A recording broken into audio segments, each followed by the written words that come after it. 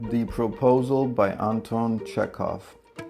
Characters: Stepan Stepanovich Chabakov, a landowner; Natalya Stepanovna, his daughter, 25 years old; Ivan Vasilovich Lomov, a neighbor of Chabakov, a large and hardy but very suspicious landowner. The scene is laid at Chabakov's country house, a drawing room in Chabakov's house. Lomov enters wearing a dress jacket and white gloves. Chabakov rises to meet him. "My dear fellow, whom do I see? Ivan Vasilovich, I am extremely glad." Squeezes his hand. "Now this is a surprise, my darling. How are you?" "Thank you, and how may you be getting on?" "We just get along somehow, my angel, to your prayers and so on. Sit down, please do. Now you know you shouldn't forget about your neighbors, my darling, my dear fella. Why are you so formal in your get-up? Evening dress, gloves, and so on. Can you be going anywhere, my treasure?" "No, I've come only to see you, honored Stepan Stepanovich." "Then why are you in evening dress, my precious, as if you're paying a New Year's Eve visit?" "Well, you see, it is like this," takes his arm. "I've come to you, honored Stepan Stepanovich, to trouble you with a request. Not once or twice have I already had the privilege of applying to you for help, and you have always, so to speak, I must ask your pardon, I'm getting excited. I shall drink some water." Honored Stepan Stepanovich drinks. Chabakov aside. "He's come to borrow money. Shan't give him any." "What is it, my beauty?" "You see, honored Stepanovich, I beg pardon, Stepan Honorich, I'm awfully excited, as you will please notice. In short, you alone can help me, though I don't deserve it, of course, and haven't any right to count on your assistance." "Oh, don't go round and round it, darling. Spit it out." "Well, one moment, this very minute. The fact is, I've come to ask you the hand of your daughter Natalya Stepanovna in marriage." Chabakov joyfully. "By Jove, Ivan Vasilovich, say it again. I didn't hear it at all." "I have the honor to ask..." Chabakov interrupting. "My dear fella, I'm so glad," and so on. "Yes, indeed," and all that sort of thing. Embraces and kisses Lomov. "I've been hoping for it for a long time. It's been my continual desire." Sheds a tear. "And I've always loved you, my angel, as if you were my own son. May God give you both his help and his love," and so on. And I did so much hope. What am I behaving in this idiotic way for? I'm off my balance with joy, absolutely off my balance. Oh, with all my soul, I'll go and call Natasha and all that." Lomov, greatly moved. "Honored Stepan Stepanovich, do you think I may count on her consent?" "Why, of course, my darling, and as if she won't consent. She's in love. Egad, she's like a lovesick cat," and so on. "Shan't be long." Exit. Lomov talking. "It's cold. I am trembling all over, just as if I'd got an examination before me. The great thing is I must have my mind made up. If I give myself time to think, to hesitate, to talk a lot, to look for an ideal or for real love, then I'll never get married. Brr, it's cold. Natalya Stepanovna is an excellent housekeeper, not bad looking, well educated. What more do I want? But I'm getting a noise in my ears from excitement." Drinks. and it's impossible for me not to marry. In the first place, I'm already 35, a critical age, so to speak. In the second place, I ought to lead a quiet and regular life. I suffer from palpitations, I'm excitable and always getting awfully upset. At this very moment, my lips are trembling and there's a twitch in my right eyebrow, but the very worst of all is the way I sleep. I no sooner get into bed and begin to go off when suddenly something in my left side gives a pull and I can feel it in my shoulder and head. I jump like a lunatic, walk about a bit and lie down again, but as soon as I begin to get off to sleep, there's another pull, and this may happen 20 times. Natalya Stepanovna comes in. Well, there, it is you, and Papa said, go, there's a merchant come for his goods. How do you do, Ivan Vasilovich? How do you do, honored Natalya Stepanovna? You must excuse my apron and negligee. We're shelling peas for drying. Why haven't you been here for such a long time? Sit down. They seat themselves. Won't you have some lunch? No, thank you. I've had some already. Then smoke. Here are the matches. The weather is splendid now, but yesterday it was so wet that the workmen didn't do anything all day. How much hay have you stacked? Just think, I felt greedy and had a whole field cut, and now I'm not at all pleased about it because I'm afraid my hay may rot. I ought to have waited a bit, but what's this? Why, you're in evening dress. Well, I never... Are you going to a ball or what? Though I must say you look better. Tell me, why are you got up like that? Lomov, excited. You see, honored Natalya Stepanovna, the fact is, I've made up my mind to ask you to hear me out. Of course, you'll be surprised and perhaps even angry, but aside, it's awfully cold. What's the matter? Well, I shall try to be brief. You must know, honored Natalya Stepanovna, that I have long since my childhood, in fact, had the privilege of knowing your family. My late aunt and her husband, from whom, as you know, I inherited my land, always had the greatest respect for your father and your late mother. The Lomovs and the Chebakovs have always had the most friendly, and I might almost say the most affectionate regard for each other. And as you know, my land is a near neighbor of yours. You will remember that my oxen meadows touch your birch woods.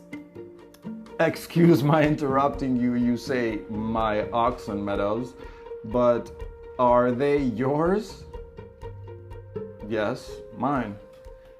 What are you talking about? Oxen meadows are ours, not yours.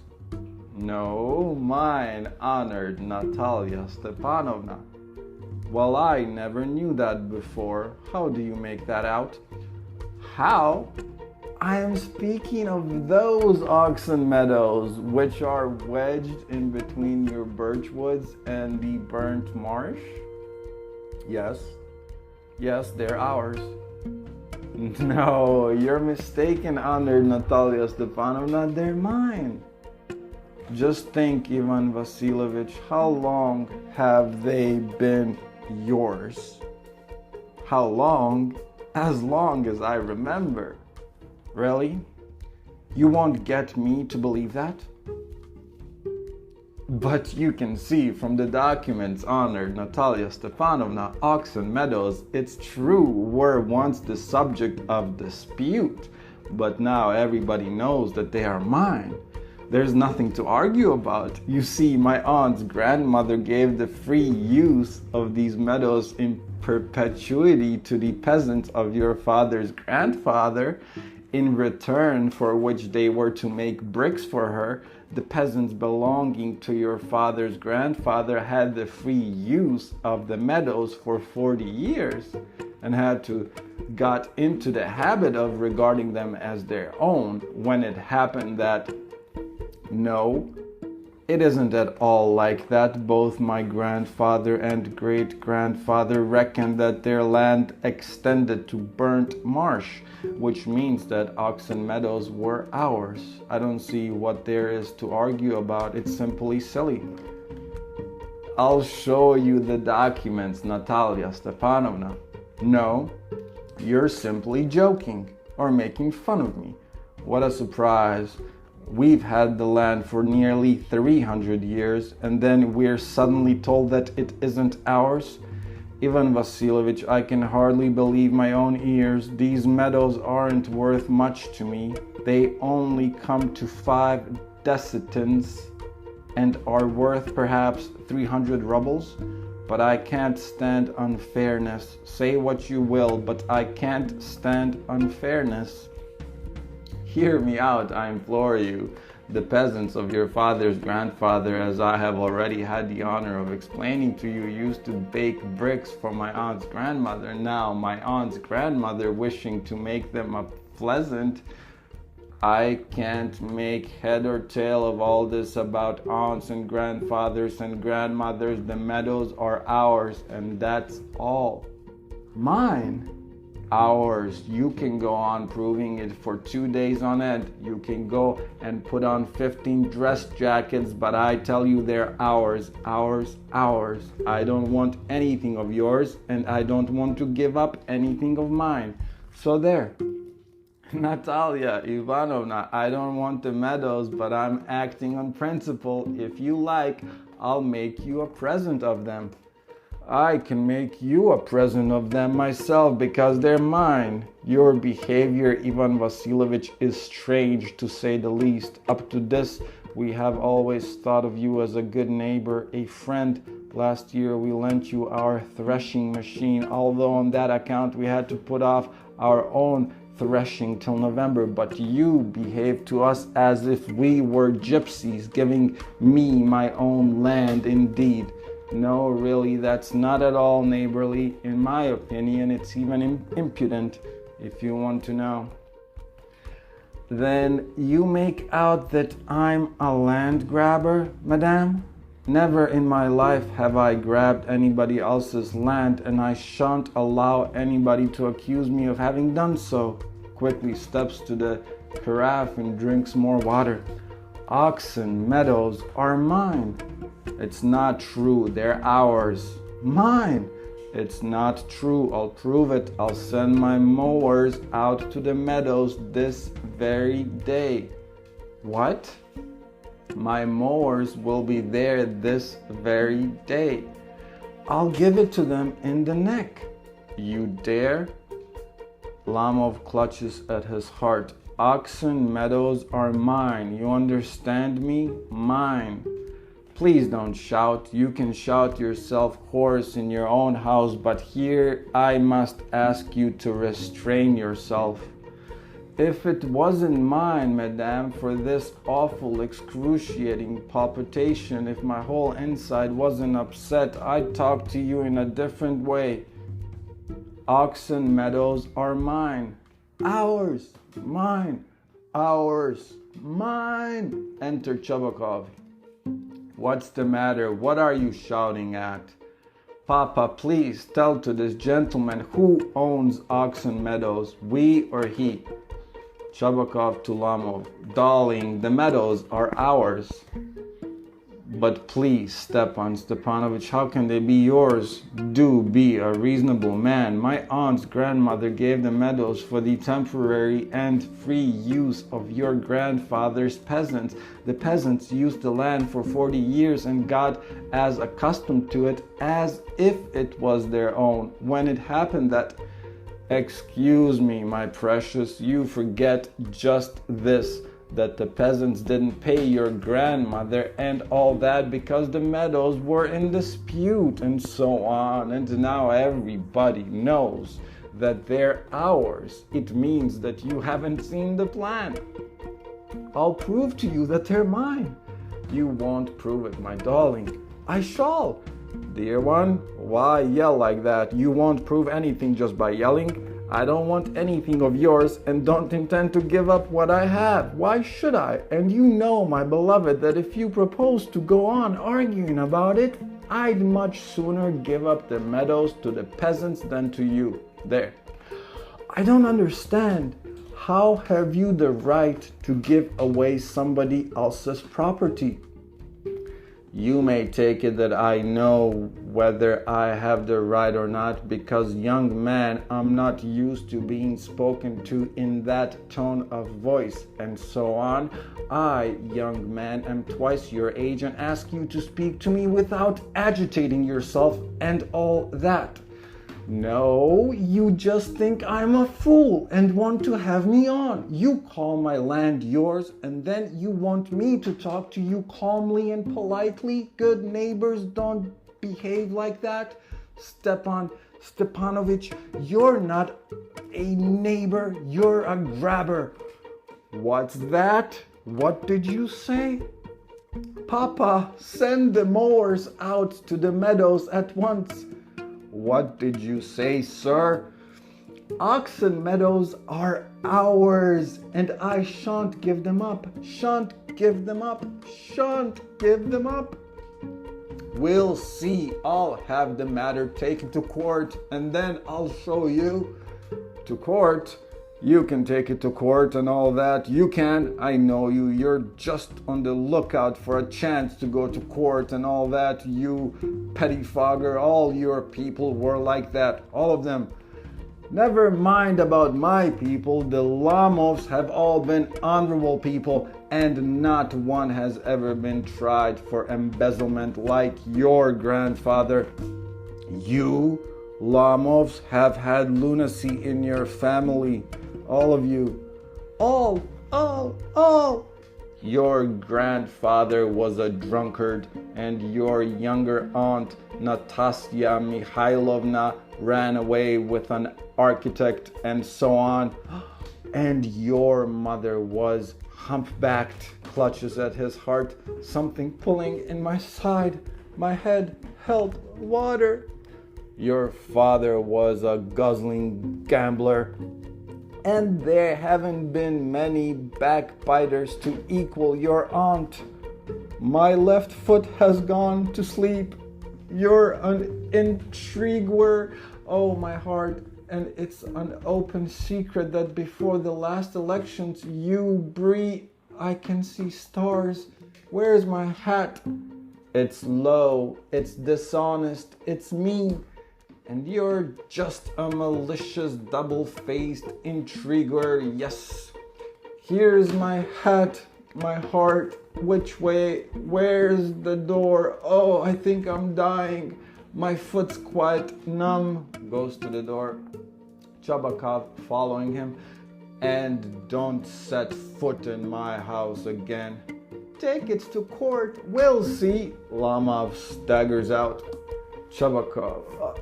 devil take him, walks about in excitement.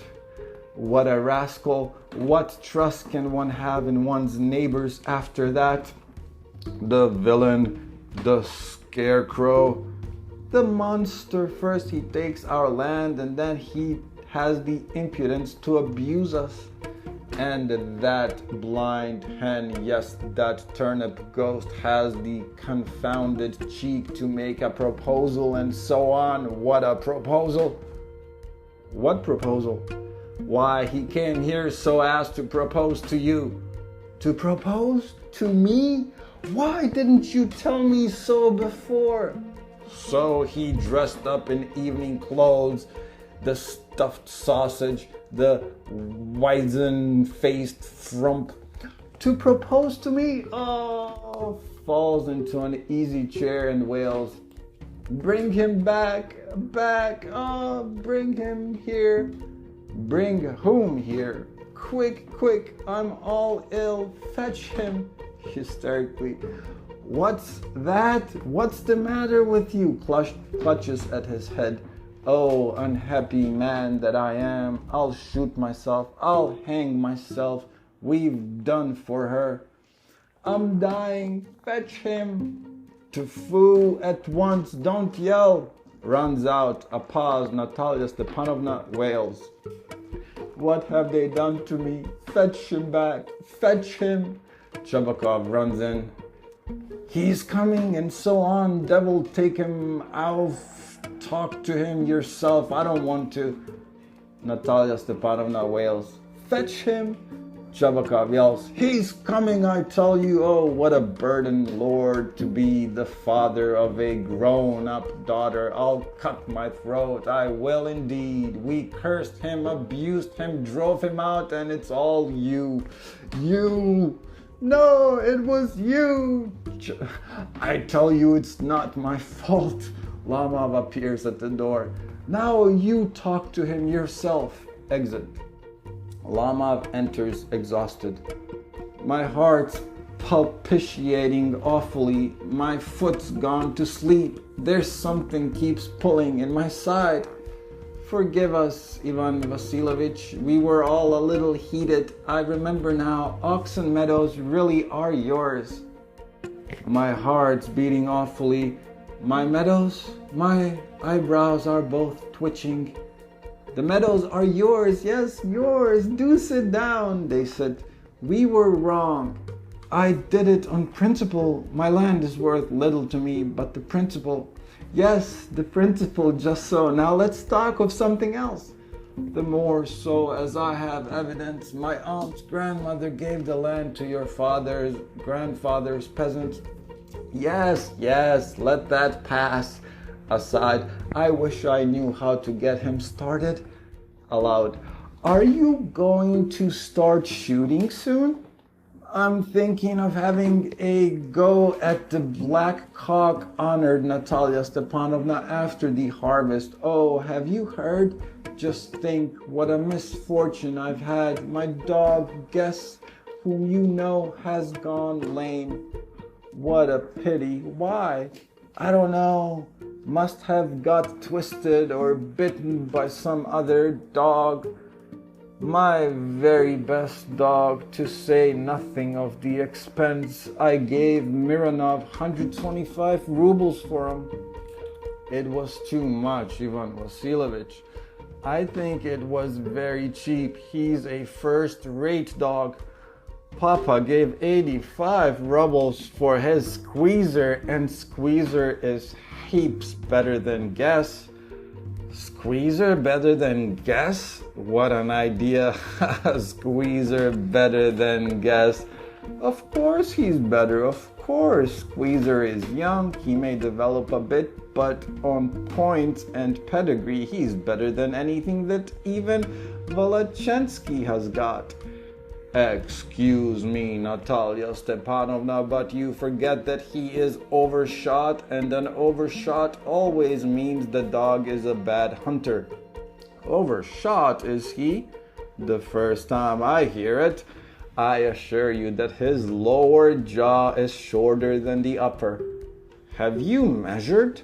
Yes. He's all right at following, of course, but if you want him to get hold of anything, in the first place, our Squeezer is a thoroughbred animal, the son of harness and chisels, while there's no getting at the pedigree of your dog at all. He's old and as ugly as a worn-out cab horse. He is old, but I wouldn't take 5 Squeezers for him. Why, how can you guess is a dog? As for Squeezer, well, it's too funny to argue. Anybody you like has a dog as good as Squeezer. You may find them under every bush almost. 25 rubles would be a handsome price to pay for him. There's some demon of contradiction in you today, Ivan Vasilovich. First, you pretend that the meadows are yours. Now that Guess is better than Squeezer. I don't like people who don't say what they mean, because you know perfectly well that Squeezer is 100 times better than your silly guess. Why do you want to say it isn't? I see, Natalya Stepanovna, that you consider me either blind or a fool. You must realize that Squeezer is overshot. It's not true. He is. It's not true. Why shout, madame? Why talk rot? It's awful. It's time your guess was shot, and you compare him with Squeezer? Excuse me, I cannot continue this discussion. My heart is palpitating. I've noticed that those hunters argue most who know least. Madame, please be silent. My heart is going to pieces. Shouts, shut up. I shan't shut up until you acknowledge that Squeezer is 100 times better than your guess. 100 times worse? Be hanged to your Squeezer, his head, eyes, shoulders. There's no need to hang your silly guess. He's half dead already. Shut up, my heart's bursting. I shan't shut up. Enter Chekhov. What's the matter now? Papa, tell us truly, which is the better dog, our Squeezer or his guess?